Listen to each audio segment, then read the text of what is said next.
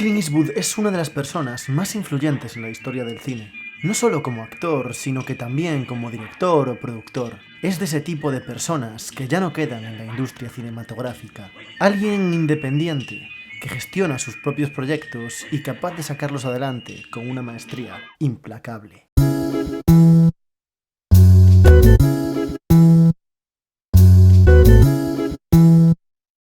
Del cine de este señor se ha dicho de todo, desde que es sobrevalorado, pasando porque está lleno de violencia, o llegando a un extremo en el que se le tacha de fascista. ¿Pero sabéis qué opina él sobre eso?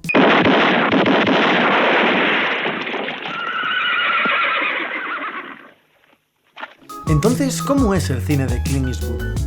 Su estilo es bastante sutil, busca transmitir al espectador una imagen realista, un retrato casi igual al mundo en el que vive. Para eso utiliza una fotografía sencilla pero vistosa, en la que destaca siempre lo importante de la escena mediante una perfecta narración visual, dejando así el manejo de la cámara en un segundo plano, no tratándola como si fuera un personaje más, sino como si fuera un elemento narrativo.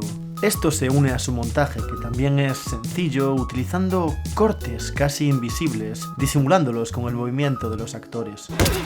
Desde que comenzó en su faceta como director, siempre ha intentado seguir este estilo. Esto lo lleva a realizar un trabajo intensivo con los actores en el set de rodaje, buscando una dirección eficiente, pero no perfecta. No repitiendo muchas escenas hasta la saciedad y confiando en la profesionalidad de su reparto a la hora de interpretar un papel. Normalmente no deja que los actores ensayen y busca completar la mayor cantidad de escenas en la primera toma mediante el método de la multicámara. Clint Eastwood presenta personajes humanos con una personalidad muy marcada, pero con una construcción muy poco ortodoxa. No remarca su trasfondo mediante los diálogos, sino que mediante el tipo de plano, la composición o incluso la fotografía, comunica infinidad de facetas para cada uno de ellos. Esto es algo que aprendió de una de sus mayores interpretaciones como El hombre sin nombre en la trilogía del dólar de Sergio Leone, el papel que le llevó al estrellato y definió toda su carrera.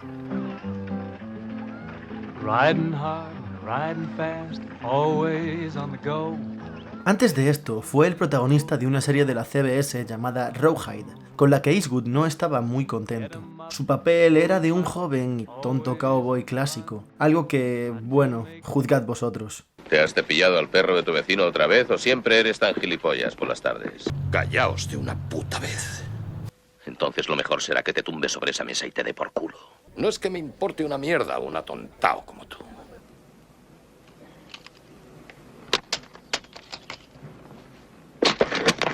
¿Acaso veis a este hombre en un papel tan simple?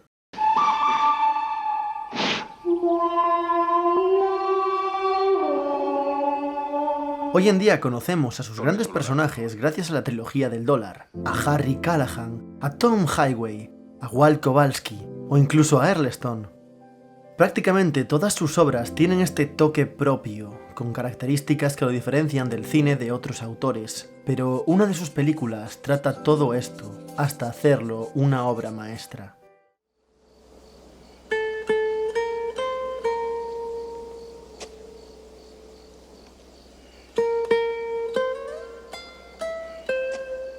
Sin perdón es mi obra favorita de Clint Eastwood junto a Gran Torino, pero me decanté por hablar de la primera, ya que DalloScript tiene un vídeo analizando Gran Torino, que además de ser una joya audiovisual, en mi análisis jamás podría alcanzar ese nivel de profundidad.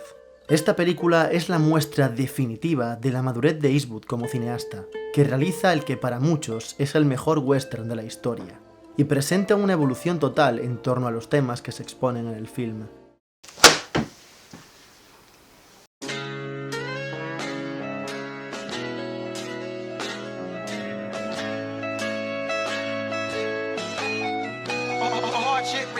La cosa es sencilla. Banderas de nuestros padres, $1 Million Baby o incluso la propia Gran Torino comparten muchos de los temas en sus bases con Sin Perdón. Hasta podría decir que esas películas existen gracias a este nuevo enfoque que el director da en esta obra. ¡No, maldita sea! ¡Si no las sujetas, no!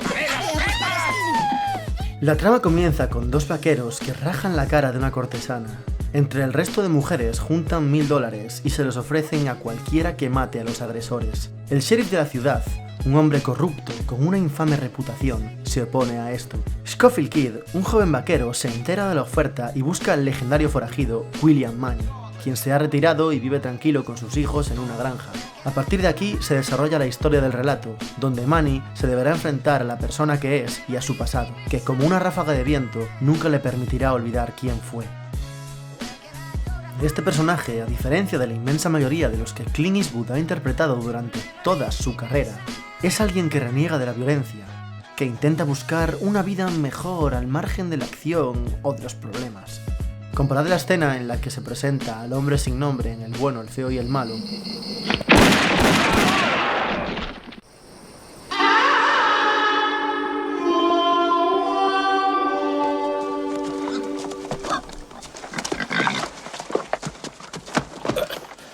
con la escena en la que aparece por primera vez William Manny en Sin Perdón. Es una deconstrucción del arquetipo de tío duro, masculino y viril que suele interpretar Eastwood. Cuando en películas como El Sargento de Hierro o en Harry el Sucio su mujer le abandona, busca reprimir sus sentimientos con violencia. Pero en esta película solamente quiere vivir una vida feliz junto a sus hijos y seguir cuidando el legado de su esposa.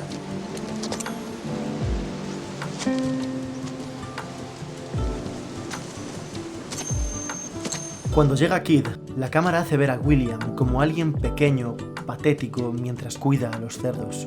William Manny ha dejado atrás su antigua vida después de casarse con su esposa, Claudia.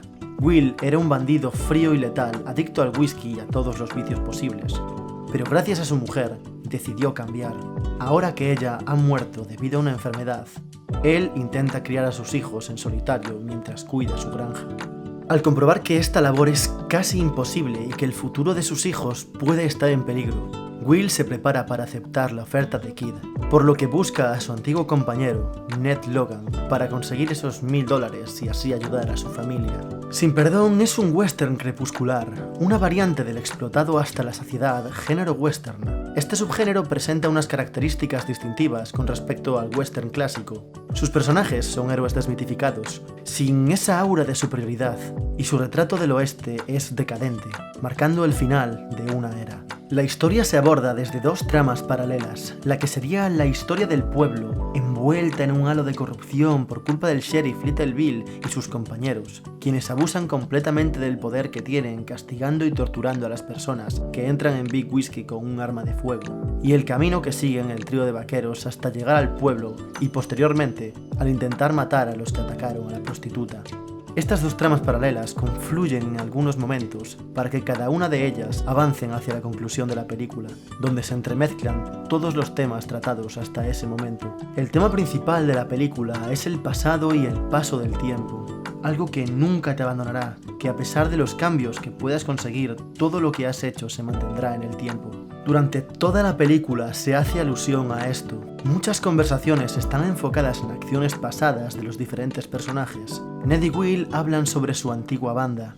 Kid admira a Will por la clase de hombre que fue en el pasado.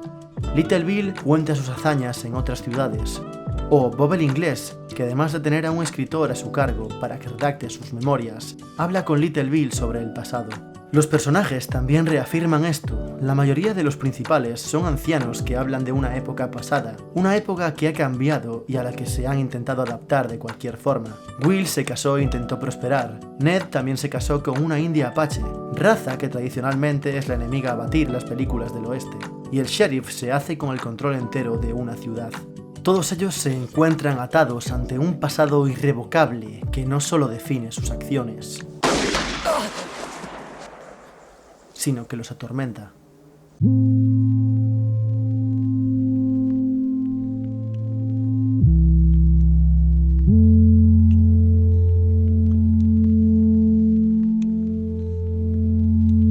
Will y Ned han pasado prácticamente toda su vida al margen de la ley. Conocen lo que es atracar bancos, detonar explosivos o asesinar personas a sangre fría. Y por eso nunca hablan explícitamente sobre eso. Sin embargo, Schofield Kid nunca ha hecho nada de esto. Es solamente un crío que aspira a ser un temido criminal. Incluso miente sobre la cantidad de personas a las que ha asesinado para intentar ganarse el respeto de Will y de Ned.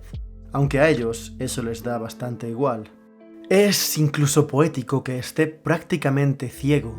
simbolizando que no es capaz de ver lo realmente importante en la vida, que es lo suficientemente joven como para andar por un sendero distinto al que recorrieron los protagonistas y adaptarse a la nueva era. Esto se ve representado a la perfección en el primer tiroteo de toda la película. Los primeros disparos entre personas no se dan hasta pasada la primera mitad del film. Will, Ned y Kid encuentran a uno de sus objetivos, así que Ned dispara su rifle Spencer, pero tras acertarle no es capaz de volver a apretar el gatillo para rematar al vaquero. Ned se queda en shock por lo que estaba a punto de hacer. Will le quita el rifle y dispara para acabar con él.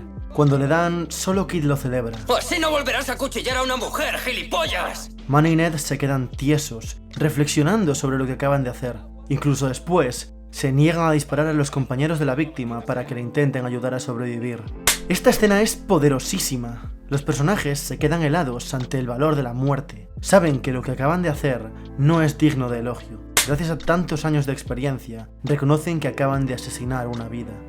Desde Sin Perdón parece que este se ha vuelto un tema referente en la filmografía de Eastwood, utilizándolo en casi todas sus siguientes películas, en Gran Torino con su mirada crítica a la violencia, en $1 Million Baby por el debate moral de Frank con la vida de Maggie, o en Banderas de Nuestros Padres mandando a la mierda a los Estados Unidos. Por otro lado, el sheriff, Little Bill, a diferencia de los protagonistas, aprovecha la situación para marcarse una Alemania en 1933 y ejercer todos los poderes mediante un gobierno de represión y abusos casi fascistas. A pesar de ser un villano en toda regla, en principio se presenta como un buen sheriff, sin aparente maldad. Dice que quiere defender al condado y evitar que se derrame más sangre. También se utiliza su afición como carpintero como un elemento para empatizar con él, que resulte un poco más agradable. Todo esto se contrapone a la escena de la tortura a Ned o a Bob, el inglés. Y en este plano tan maravilloso, relaciona este carácter del personaje con la actitud de los Estados Unidos frente a otros países. Pero bueno, también es un plano importante para el final, así que quedaros con él. Volviendo con Little Bill. Hacia el final podemos ver cómo trabaja codo con las personas del rancho implicadas en el ataque a Delilah, siendo esto algo que ni se menciona y que solamente se ve en pantalla, reforzando junto al carácter del sheriff y haciéndonos notar que realmente sí que era alguien corrupto de pies a cabeza. Por último está el caso de William Manny y su batalla interior, que sin duda es el eje central de la película. Durante las 2 horas que dura el film, William se está enfrentando a su pasado, renegando de la persona viciosa y sin escrúpulos que fue antes de conocer a su esposa. En las innumerables conversaciones que mantienen sobre su pasado, admite que la banda le tenía respeto, pero también miedo por ser fácil de gatillo, que su adicción al alcohol es lo que le hacía ser tan frío y darle tan poco valor a la muerte, o que su mito como forajido es incluso más grande de lo que la gente cree. Intenta huir de este pasado desde que comienza la película, dejándonos completamente claro que ya no es el mismo William Manny. Esto se remarca con detalles como que no sea capaz de montar a caballo, o que ni siquiera acierta a disparar con una pistola a una lata. También ha abandonado su adicción al alcohol gracias a Claudia, prefiriendo morir de frío a volver a probar el whisky, demostrando respeto y valores familiares hacia su mujer a pesar de haberla perdido hace años, o incluso teniendo pesadillas y alucinaciones con cadáveres y muertos cuando está enfermo. Pero todo este esfuerzo se diluye al final. Después de que William y Kid maten al otro vaquero, Kid reflexiona sobre el tipo de vida que quiere llevar. Confiesa no haber matado a nadie nunca y decide desligarse de ese camino para no ser igual que Will. Esta escena pausada y reflexiva nos expone los temas principales de la película, unificándolos y llegando al éxtasis como personaje de Kid. Matar a un hombre es algo muy duro. Le quitas todo lo que tiene y todo lo que podría tener. Tras el que debería ser el triunfo de los héroes, William se entera de la muerte de Ned, su único amigo. Esto lo destruye completamente. Durante toda la película ha estado apoyándose en Ned, quien es el último vínculo que le queda con su pasado, alguien que comprende el cambio de Will. Pero una vez que ha muerto, ya no le queda nada. Mientras Delilah le cuenta cómo murió, William coge la botella de whisky y poco a poco, mientras habla de su pasado, comienza a beber largos tragos.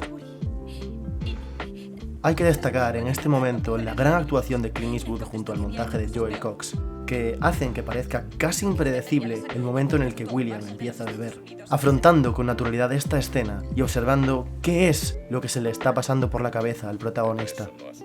El tiroteo final es una escena magnífica, que además de demostrar esa sangre fría de la que se habla durante toda la película en William Money, se relaciona junto a otra escena en la que el sheriff habla sobre los tipos de tiradores más peligrosos. Tener puntería y ser rápido con un arma tiene sus ventajas, pero no sirve de nada comparado con el que es frío.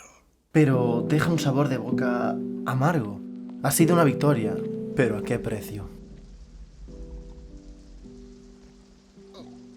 Ahora William vuelve a ser un asesino, algo en contra de lo que ha estado luchando toda la película. Su venganza se ha completado, pero la figura por la que ha estado luchando ha quedado destruida. Tanto es así que en el último plano en el que vemos a Manny tenemos una secuencia prácticamente igual a la que veíamos anteriormente con Little Bill, relacionándole así con William y demostrando en lo que se ha convertido.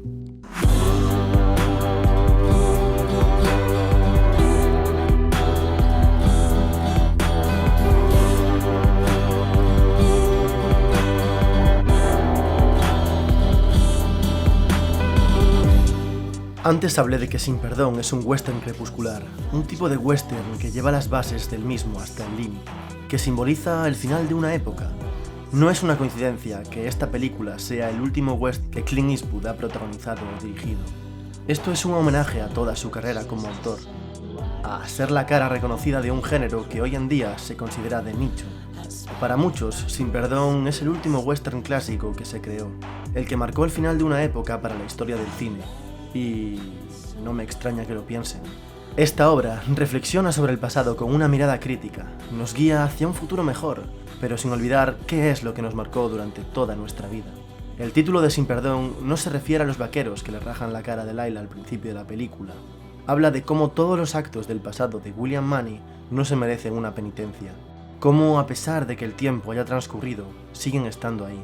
Siguen haciendo a William quien es. Por eso, para mí, esta siempre será la obra definitiva del oeste, la obra definitiva de Clint Eastwood.